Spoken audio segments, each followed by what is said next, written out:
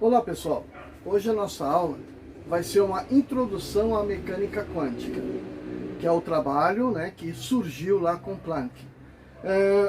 Para a gente chegar nessa introdução, a gente tem que dar uma voltadinha aí na história e verificar o que motivou essas descobertas. Então havia alguns probleminhas com a física e um deles foi justamente a catástrofe do ultravioleta. E a catástrofe do ultravioleta se devia a um estudo principalmente com os fornos, na época, fornos siderúrgicos, e verificava-se que era necessário uma maneira de acompanhar a queima do carvão para a produção do aço, para o derretimento do ferro, fusão com carbono e tal. Precisava-se ter uma certa otimização para isso. E aí muitos estudos se derivaram para o estudo do corpo negro. Então, o que é o corpo negro? O corpo negro seria um objeto cuja toda a radiação incidente sobre ele seja absorvida, não haja reflexão. Então o que acontece com a temperatura dele? Vai aumentando, aumentando, aumentando. A partir de certo momento, ele começa a irradiar no visível. Então ele está sempre irradiando, a princípio, infravermelho. E à medida que sobe a temperatura, ele passa a aumentar a frequência de radiação, indo para o vermelho, depois do vermelho laranja, e chegar amarelo, verde, azul, ficava branco e deveria então ir para o ultravioleta, E o que acontecia é que o corpo ia sendo absorvendo energia, absorvendo, mas quando chegava na irradiação, na frequência do ultravioleta, despencava, ou seja, não emitia no ultravioleta. Então aumentava-se a temperatura, mas não obtinha-se radiação ultravioleta. E isso era um incômodo para a física, porque ela desafiava o entendimento do que estava acontecendo ali. E muitos eram os estudos para dar uma refinada em como o corpo irradiava energia, emitia radiação a partir do aumento da sua temperatura. Dos trabalhos que ficou interessante foi o trabalho de Wien, Wilhelm Wien, que acompanhava justamente o que estava acontecendo, sem a questão da catástrofe do ultravioleta. Ele acompanhava que, à medida que ia sendo aquecido o corpo, aumentava a temperatura do corpo e, consequentemente, aumentava proporcionalmente a sua frequência de emissão de radiação. Na equação de Wien, aparece que o seguinte: o produto entre o máximo comprimento de onda emitido pela temperatura do corpo negro era uma constante chamada de B, uma constante, e essa constante era da ordem de 2,8977 10 a menos 3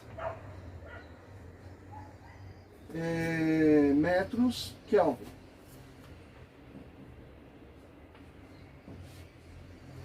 Bom, daí o que acontece? Para se calcular a temperatura do corpo, bastava se fazer B sobre o comprimento máximo observado, E se eu quiser saber o comprimento máximo, comprimento de onda máximo, era só fazer B dividido pela temperatura, a temperatura absoluta do corpo. Então, uma coisa levava a outra, e essa daqui explicava como estava acontecendo a emissão de radiação, porém não justifica. Quando se plotava isso no gráfico, não se obtinham os pontos que eram realmente mensurados com a queda do ultravioleta. Bom, Max Planck, na época, ele vai pensar de uma maneira diferente, vai pensar fora da casinha, ele vai levar isso para a distribuição de Boltzmann, né? Distribuição de Boltzmann que era usada para os gases. Ele vai pensar daquela forma, vai desenvolver todas umas equações bastante complexas, e aí, portanto, ele acaba chegando numa outra relação. A relação dele diz o seguinte: é constante a razão entre a energia que está sendo transportada pela frequência da radiação. E essa constante era da ordem de 6,662, vezes 10 a menos 34 joules segundo.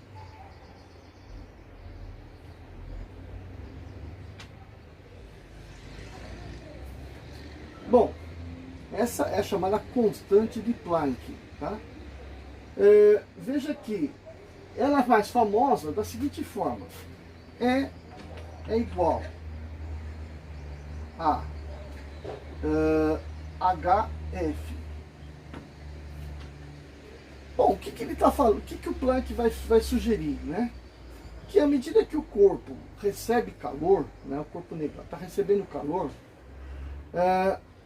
ele só vai aumentar a temperatura porque começa a haver um aumento na frequência de oscilação dos átomos, os átomos que são os elementos que, na verdade, vão estar irradiando energia.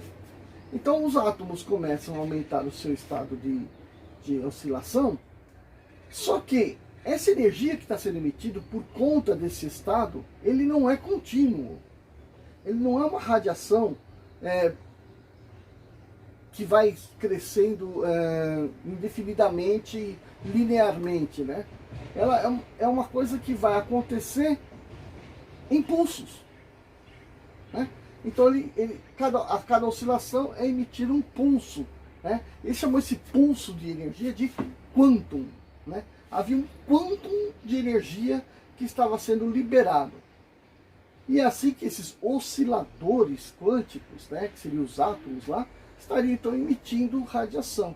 Então, como ele chamou de quântico, o que ele está querendo dizer com isso, né? Que era uma quantidade definida, específica. Não era uma coisa linear, constante, né? E aí, portanto, esse quantum de energia teria a intensidade de uma constante vezes a frequência na qual ele está emitindo essas pulsações. Bom, aí ele passa a dizer o seguinte, que existem, portanto, níveis de oscilação, né? Então, existiria um nível 0 que nunca atinge, aí teria o nível 1, nível 2, nível 3, sucessivamente. Portanto, a energia seria esse nível HF, né? Isto daqui poderia também estar sendo interpretado como a variação entre dois níveis. A variação de energia. Hoje a gente não fala disso, a gente fala direto energia HF, tá? Mas sugestivamente poderia dizer também que a variação de energia entre dois níveis seria HF. Essa aqui é a proposta que ele deu. E ele dizia que isso aqui era realmente uma interpretação matemática do que estava acontecendo e, portanto, dava certo. Quando se plotava isso nos gráficos, via que era exatamente isso que se observava. Conclusão, se ele está chegando na frequência do ultravioleta, é porque não se obtinha, né, essa relação aqui para que os osciladores emitissem, né, frequência na banda do ultravioleta. Então eles só emitiriam na banda do luminoso. Essa foi a colocação que ele pôs aí. O corpo negro, né, a gente está falando assim que aquele corpo que tem a propriedade de absorver toda a radiação sobre ele e, portanto, não refletir nada. Então, o corpo negro, a partir dos estudos que se desenvolveram aí, tanto do Wien quanto do Planck, vai ser, por exemplo, um modelo de estrela, né? Então, usando os trabalhos de Boltzmann também, e Stefan Boltzmann, a gente define uma estrela como sendo um corpo negro, né? Embora haja uma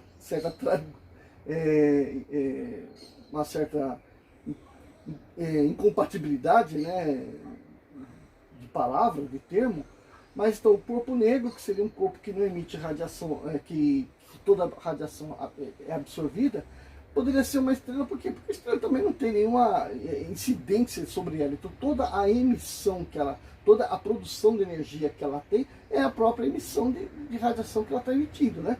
Então se a gente puder calcular o máximo comprimento de onda que ela está emitindo, a gente pode também com isso determinar qual que é a temperatura que está naquela superfície. O nosso Sol, por exemplo, o nosso Sol, por exemplo, ele tem uma temperatura na fotosfera, né, segundo a lei de Wien, 5.780 Kelvin. Portanto, o seu lambda máximo, comprimento máximo dele, é de 4,75 10 a menos 7 metros, tá? Ou 475 nanômetros, tanto faz, né? Então isso aqui seria para o nosso Sol. Então eu vou cobrar com vocês aqui, não só a discussão aqui do Planck, também vamos cobrar o Wien, né? Para a gente trabalhar, pelo menos agora, que você não vai ter outro momento para falar disso aqui, para você saber, pelo menos uma relação a mais aí dessa matéria aqui.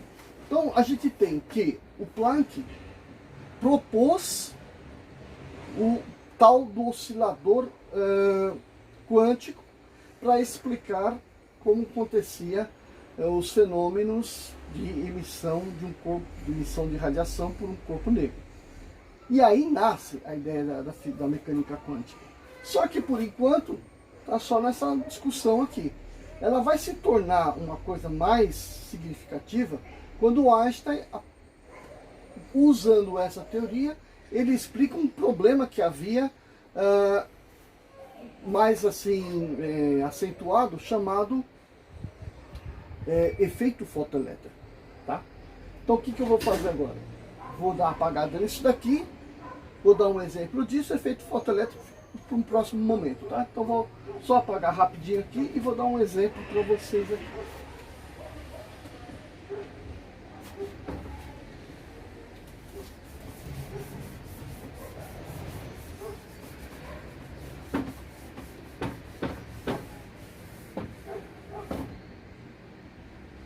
Vamos supor que uma emissora ela funciona na faixa,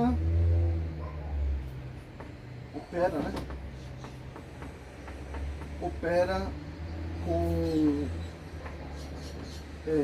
potência de 150 kW, com frequência de 100 MHz. Ok? O que nós vamos fazer? Usar Planck para a gente poder calcular qual energia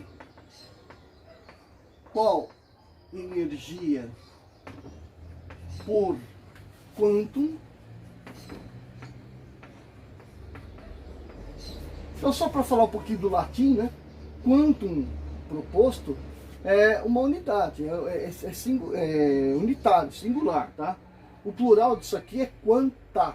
Então, se eu tiver falar vários quanta de energia, então tem que usar a denominação latina, tá? Qual a energia por quanto? E depois,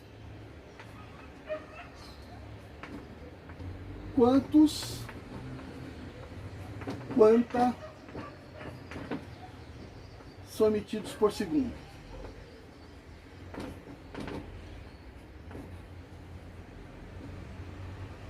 Por segundo. Tá? Então vamos fazer essa continha aqui. Qual a energia por quanto? Aí eu quero saber a energia, o que eu tenho que fazer? Ah, eu vou aplicar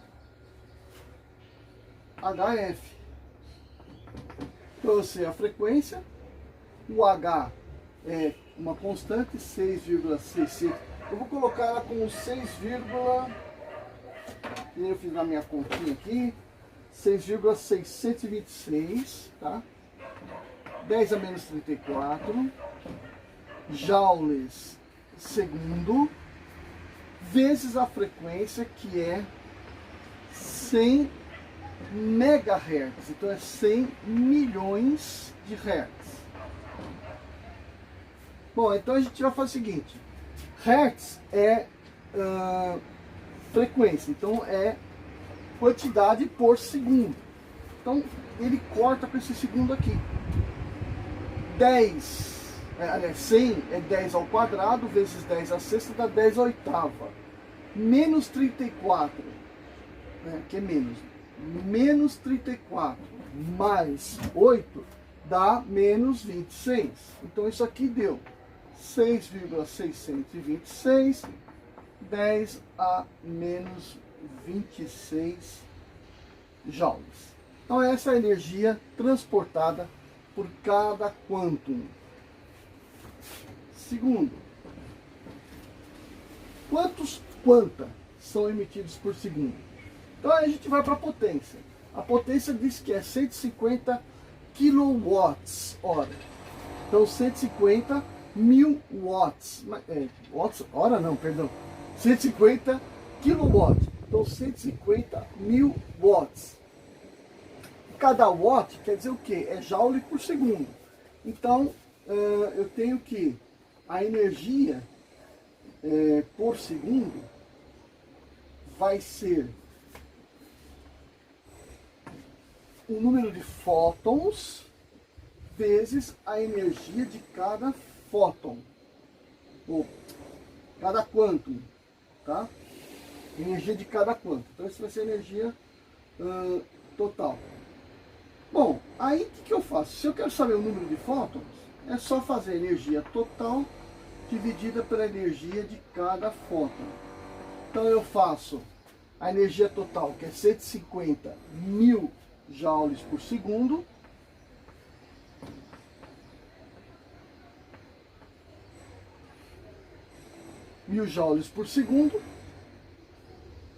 dividido por aquele negócio ali, 6,626, 10 a menos 26 joules, certo? Aí corta joule com joule, e aí eu vou ter o quê?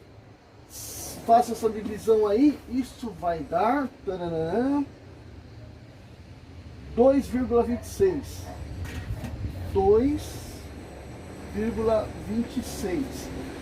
Aqui vai dar 10 a 30, tá?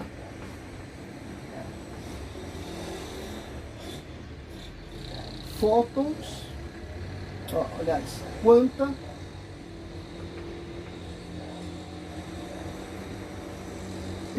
por segundo, tá? Bom, a palavra quantum foi paulatinamente sendo substituída aí pelo termo fóton, tá? E embora a palavra quantum tenha dado origem ao nome mecânica quântica, hoje não se fala em quantum, fala-se fóton. E não se fala em, muito menos, quanta, fala-se fótons, tá? E aí a gente já tem pelo menos a introdução nesse assunto, ok? Até a próxima. A próxima eu entro então com o efeito fotoelétrico, que é a aplicação que o Einstein vai dar. Ele vai falar primeiro, né, o que motivou o estudo a aplicação do Einstein, que é o que era o efeito fotoelétrico, que ele vai e explica de uma maneira muito simples, parecia uma criança explicando a história, tá bom? Até lá!